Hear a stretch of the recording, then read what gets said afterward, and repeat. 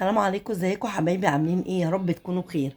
يلا بينا بقى نعمل فطيره كده حلوه قوي، تنفع للغدا، تبقى حلوه جدا او العشاء.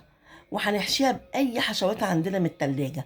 بس اهم حاجه ما تنسوش تعملوا اعجاب للفيديو واشتراك في القناه وتفعلوا زر الجرس. نقول بسم الله ونبتدي. معانا 4 كوبايات دقيق يكون منخول، ودقيق جميع الاستخدامات. ومعانا معلقة ونص كبيرة سكر، ومعلقة كبيرة خميرة، ومعلقتين كبار لبن بودر، ورشة ملح، و3 معالق زيت، وكوبايتين مية دافية. أول حاجة هناخد اللبن البودر وهناخد رشة الملح ونحطهم على الدقيق ونقلبهم كده مع بعض ونسيبهم دلوقتي على جنب. بعد كده هاخد بقى كوبايه من كوبايتين الميه، هاخد كوبايه واحده دافيه، هحط فيها السكر ومعلقه الخميره واقلبهم كده، ادوبهم مع بعض واغطيهم واسيبهم لمده 10 دقايق لغايه ما يتفاعلوا كده مع بعض. بعد ال10 دقايق بقى هنشوف بقى الخميره بتاعتنا، شايفينها عملت ازاي؟ اتفاعلت وعملت فقاقيع وعليت ازاي، دليل على انها خميره كويسه. دلوقتي بقى هاخد الدقيق واحط عليه بقى الميه بقى بالخميره واقلبهم بقى كلهم مع بعض. افضل اقلب كده واعجن فيها، واجيب بقى، فاضل احنا حطينا كوبايه واحده في الخميره، فاضل لنا كوبايه ميه تانية.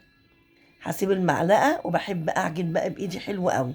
افضل كده اعجن بايدي واحط ميه، كل ما اعوز ميه احط شويه شويه، ما احطش الميه مره واحده. احنا عارفين ان الميه بتبقى نص دقيق، يعني انا حاطه 4 كوبايات دقيق، يعني احط كوبايتين ميه، بس ما احطهمش مره واحده لان الدقيق كله مش زي بعض. افضل كل لما العجينه تحتاج احط شويه صغيره، كل لما تحتاج كده احط شويه صغيره عشان ما تزيدش مني. ممكن تزيد مني وما يكونش عندي دقيق زياده فالعجينه هتبوظ مني، لا احط شويه شويه واعجن. واهم حاجه بقى الم العجينه كلها، واول ما العجينه تتلم كده اروح حاطه 3 معالق الزيت، وافضل بقى اعجن فيها، الم واعجن فيها. شايفين ما شاء الله عليها العجينه حلوه جدا واتلمت كلها من الطبق. الطبق فاضي ما فيهوش اي حاجه خالص. العجينه معايا حلوه قوي. اهم حاجه تخدمي العجينه، هتخدميها وتعجنيها كويس جدا هتديكي نتيجه تبقى حلوه جدا. افضل اعجن كده لغايه ما الاقيها بقى ايه، زي كوره متماسكه وطريه. واهم حاجه ما تلزقش في ايدي. طالما ما لزقتش في الايد العجينه ما شاء الله عليها حلوه جدا. اغطيها بقى واسيبها لمده من ربع ساعه لنص ساعه لغايه ما تخمر. لازم نغطيها كويس جدا ونحطها في مكان دافي كده. انا هحطها فوق البوتاجاز وهسيبها من ربع ساعه لنص ساعه. وعقبال بقى ما العجينة بتاعتي تخمر نحضر الحشو بتاعنا.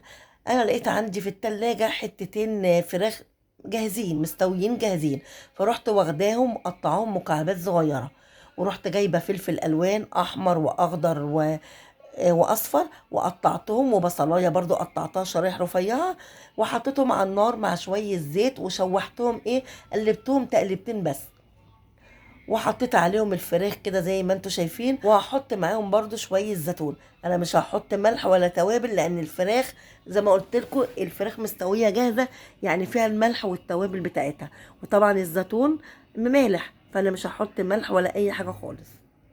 وممكن نحشيها اي حاجة، اي حشو عندك يتحشى. العجينه بتاعتي بقى بعد ما خمرت ما شاء الله عليها، ما خدتش نص ساعه، اقل من نص ساعه كانت خمرت، لان الجو ابتدينا يعني يبقى دافي شويه. العجينه حلوه معايا جدا. هقسمها على 2 لان انا هعمل فطيره بين طبقتين.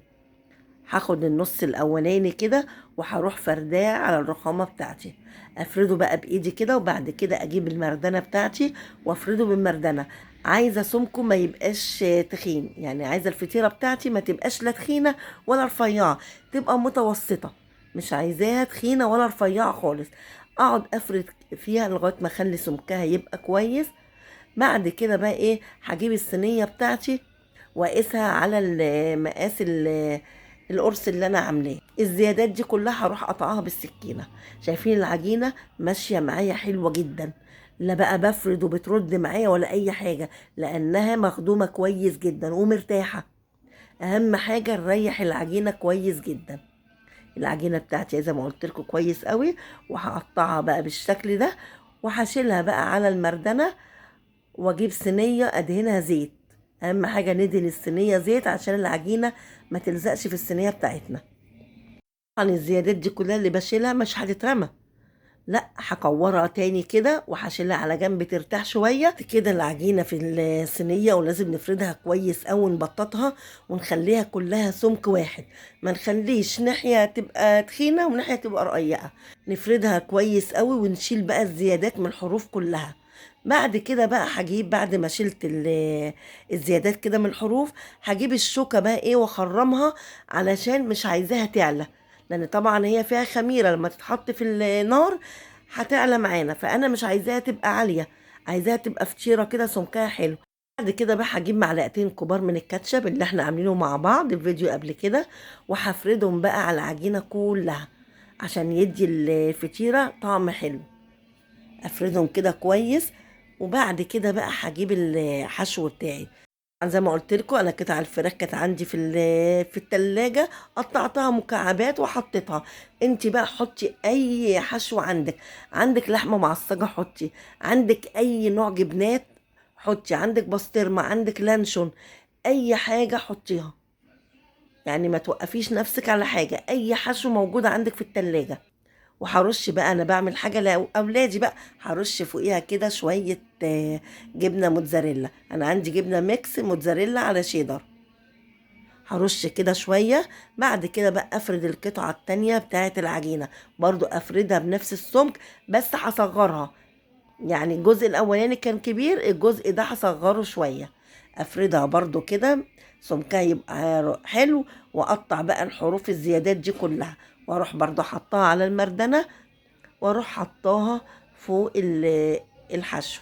بعد ما حطيتها كده بقى اقعد اساوي فيها، اخليها مستويه كده، ابطط عليها بايدي واسويها كويس جدا. واجيب بقى الطرف اللي هو بتاع العجينه اللي من تحت، احطه على الطرف اللي فوق. يعني اقفل بعد ما فردت كده الجزء ده، افردها كلها كده، امط في العجينه. العجينه معايا حلوه عشان مخدومه، بتتمط معايا بكل سهوله، ما بترجعش تاني. العجينة بتاعتنا حلو جدا. نشدها كده، نجيبها لغاية الحرف، وناخد بقى العجينة، الحروف بتاعت العجينة الأولانية من تحت، نطلعها على فوق ونقفل بقى الحروف كلها. ولازم نقفل الحروف كويس علشان لما تدخل الفرن ما تتفتحش مننا. قفلت الحروف بتاعتها كلها بقى كده كويس عشان ما تتفتحش مننا، زي ما قلت لكم لما بتدخل الفرن تتفتح، لازم نقفلها كده كويس جدا. بعد كده بقى هضغط على الفطيرة كلها وبططها كده كويس.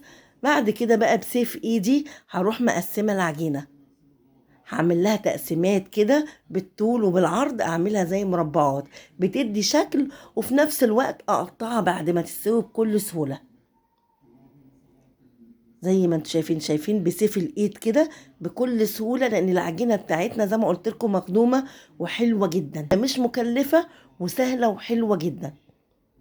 نقطعها بنفس الشكل كده زي ما انتم شايفين بالطول وبالعرض.